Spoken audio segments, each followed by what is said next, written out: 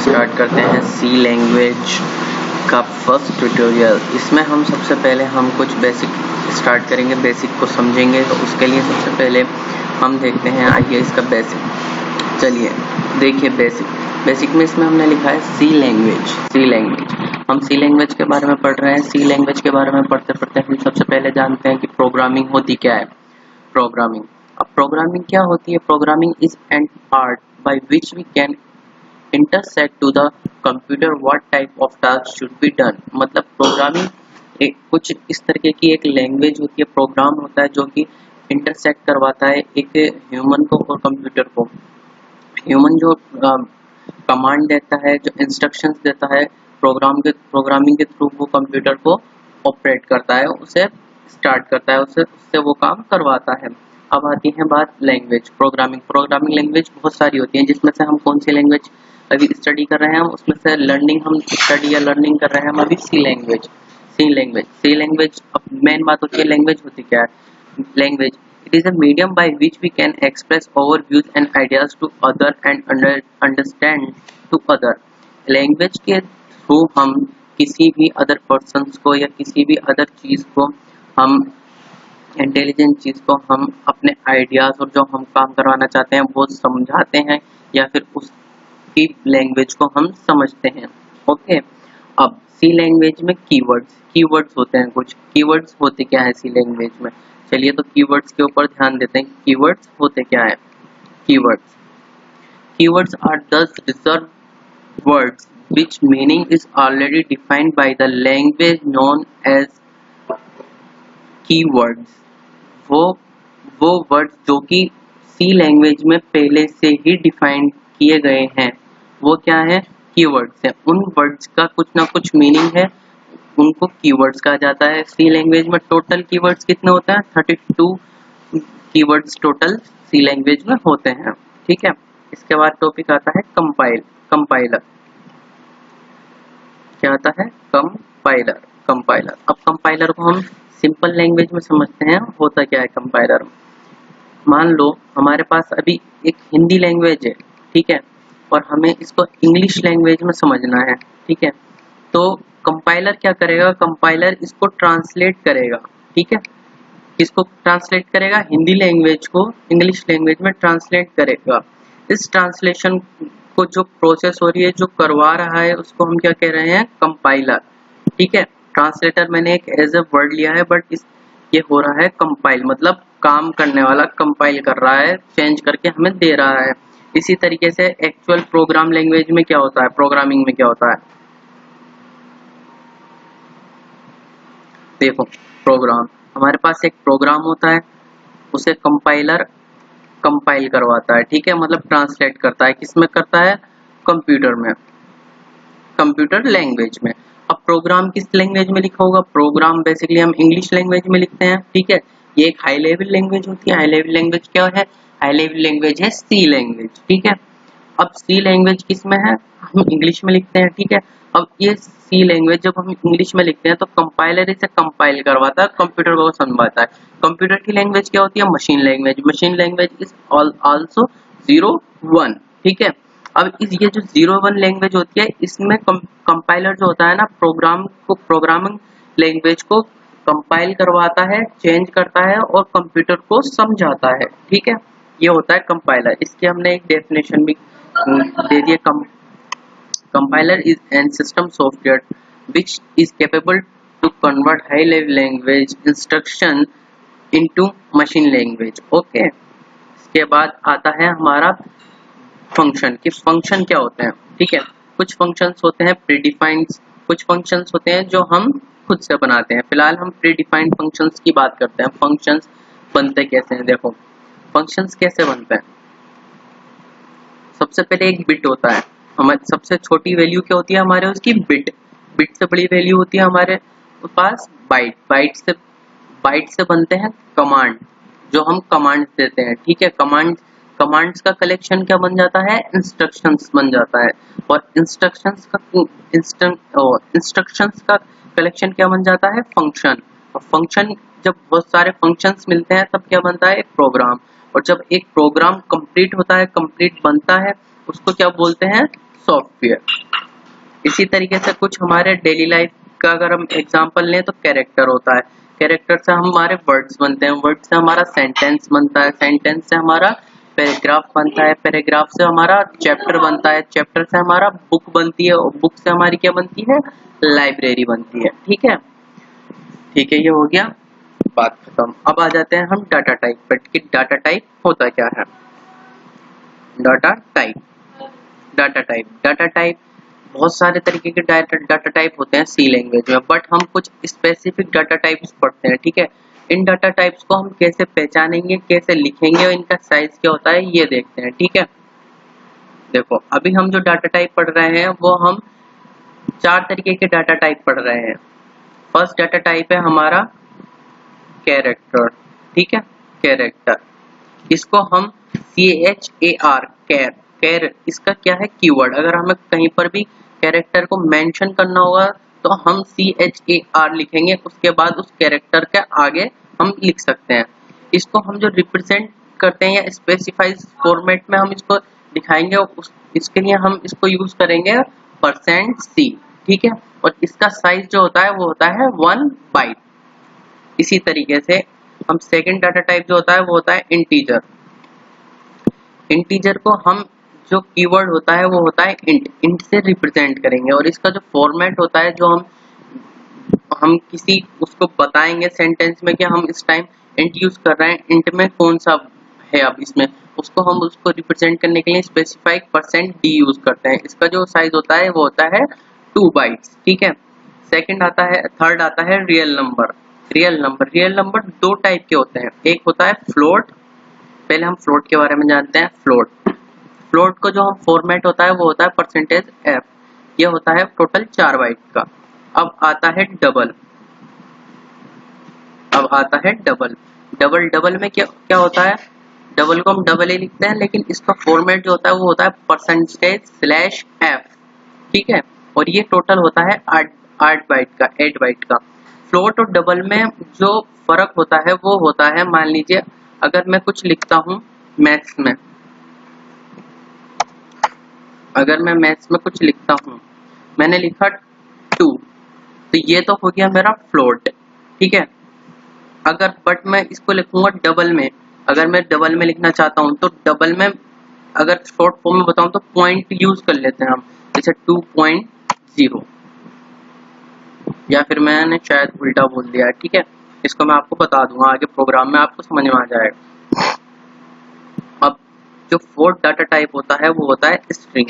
String क्या होता है, स्ट्रिंग होता है सेट ऑफ कैरेक्टर को हम बोलते हैं स्ट्रिंग। इसका कोई कीवर्ड नहीं होता है, बट इसको हम जो स्पेसिफिक फॉर्मेट होता है वो होता है %S, और इसका जो साइज होता है वो डिपेंड करता है कि कितनी बड़ी स्ट्रिंग है उसके ऊपर। ठीक है, चलिए अब आ जाते हैं हम आइडेंटिफायर पर।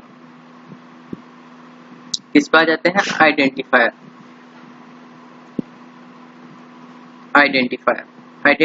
क्या होता है, identifier a set of character which used to define something in program। Example मतलब आइडेंटिफायर हो गए जिनसे हम प्रोग्राम के अंदर किसी चीज को समझते हैं। ठीक है, जैसे वेरिएबल नेम हो गया, फंक्शन नेम हो गया। मान लो एक फंक्शन, मैंने अपना एक फंक्शन बनाया है जिसका नाम मैंने रख दिया है बिट्टू। ठीक है, अगर उस फंक्शन का नाम मैंने बिट्टू रख दिया है और मैं उसको कहीं पर भी यूज करूंगा तो उसको आइडेंटिफायर करने के लिए आइडेंटिफाइड जो होगा वो बिट्टू के उससे होगा। ठीक है, तो ये हो गया हमारा आइडेंटिफायर। ठीक है, इतना हो गया हमारा कंप्लीट काम, इतना हमने समझ लिया। अब इतने उसकी मदद से हम अपना फर्स्ट प्रोग्राम बनाते हैं, जिसको क्वेश्चन नंबर हमने 1 बोल दिया है, और क्वेश्चन है हमारा write down a program in computer on show on screen hello world. हमें हेलो वर्ल्ड स्क्रीन पर प्रेजेंट करना है, इसके लिए हम कंपाइलर यूज कर लेते हैं। मैंने जो कंपाइलर यूज करा है वो है बोर्डलैंड का C++। ठीक है, इसको हम ओपन कर लेते हैं, एंटर, एक न्यू फाइल क्रिएट करते हैं, first first.c। ओके, 5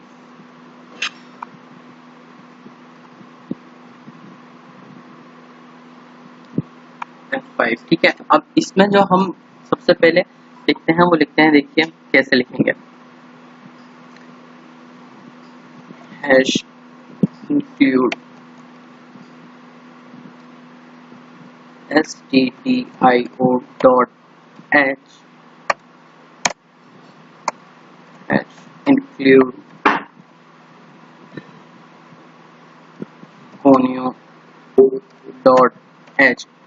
अब माइंड में आया होगा कि hash include stdio dot h और hash include conio dot h क्या है। ये होती है हमारी हेडर फाइल्स। ये कहाँ काम आती है मैं अभी आपको बताता हूँ। इन मैन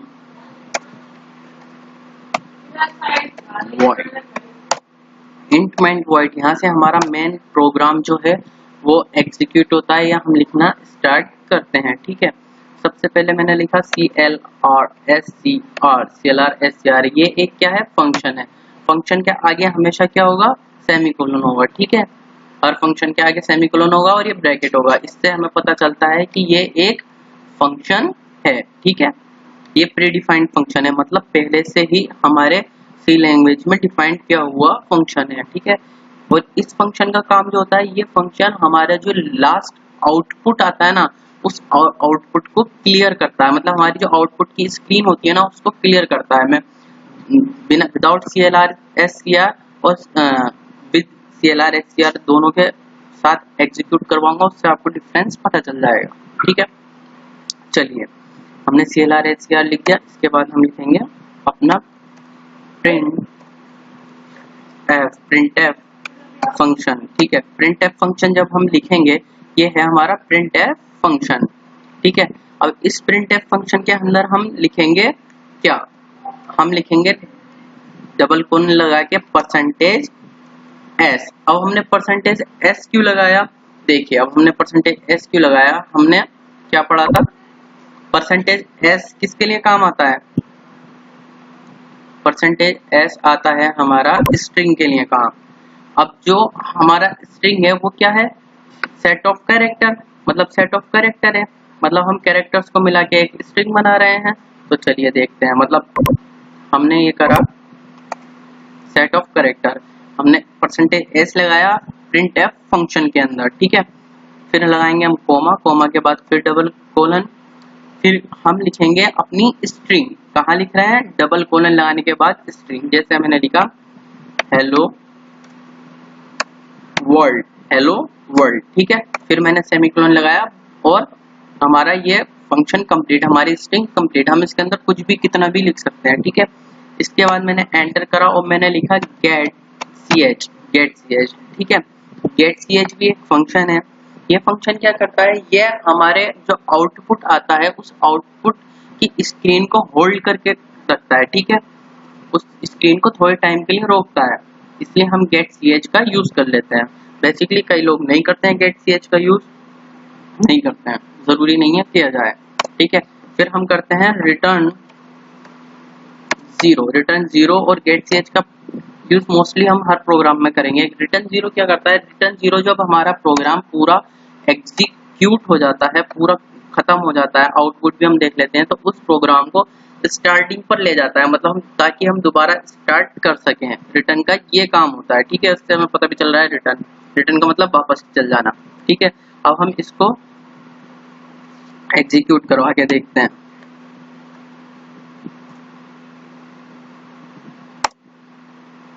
सॉरी, रिटर्न ओ लिख दिया गया है जीरो की जगह, हाँ ठीक है। ये देखिए हेलो वर्ल्ड आ गया है और ये स्क्रीन भी होल्ड है। ये स्क्रीन जो होल्ड है वो गेट ch की वजह से है, ठीक है।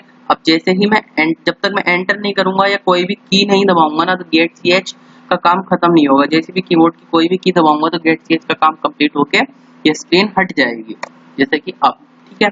अब आ जाते हैं CLRSCR के ऊपर। अब देखते हैं आइए,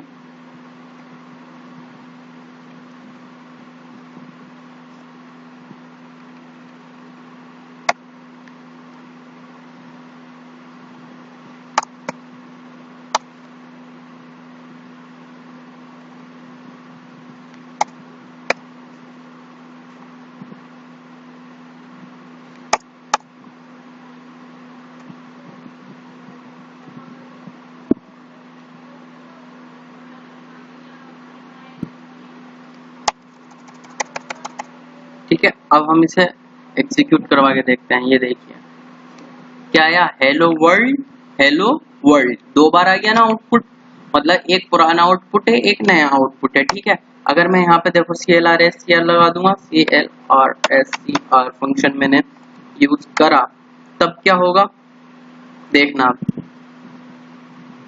क्या हुआ, हेलो वर्ल्ड एक बार आया, मतलब पहले के आउटपुट जो थे वो क्या हुआ, क्लियर हो गए। ओके डन, आ गई बात समझ में, बहुत बढ़िया।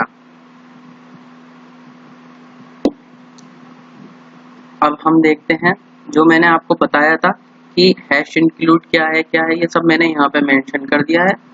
जैसे hash include HTTPIO.h and hash include conio.h is called a header file. ठीक है, क्या होता है, ये हेडर फाइल की तरह हेडर फाइल होती हैं।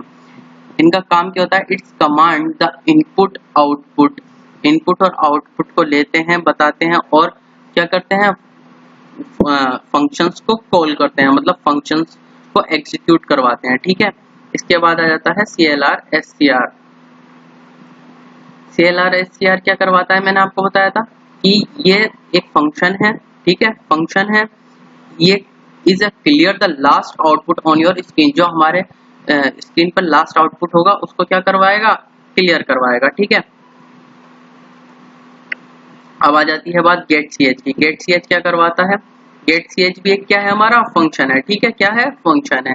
ये क्या करवाता है, is hold the output screen with the user press any की, जब तक यूजर कोई अपनी की नहीं दबाएगा, जब तक ये आउटपुट को क्या करके रखेगा, होल्ड करके रखेगा। और रिटर्न जीरो क्या करवाता है, रिटर्न जीरो पहली बात एक फंक्शन नहीं है, रिटर्न जीरो है स्टेटमेंट। क्या है, स्टेटमेंट, एक स्टेटमेंट है। ओके, ये स्टेटमेंट क्या काम करवाता है, ये program is over and return to the start, इसका मतलब होता है कि प्रोग्राम यहाँ पर खत्म हो चुका है और ये रिटर्न करवा देता है उस प्रोग्राम को स्टार्टिंग पॉइंट पर। ठीक है, thank you for watching this video.